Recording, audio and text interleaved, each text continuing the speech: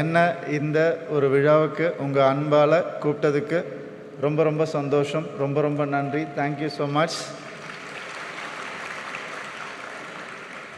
And I'm also very happy to share the stage with my brother Basil Joseph.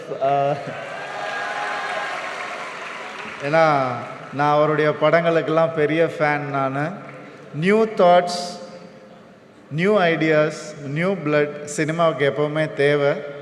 மன்னிச்சுக்கோங்க, நான் தமிழில் பேசுகிறேன், உங்களுக்கு புரியுன்ற நம்பிக்கையில்.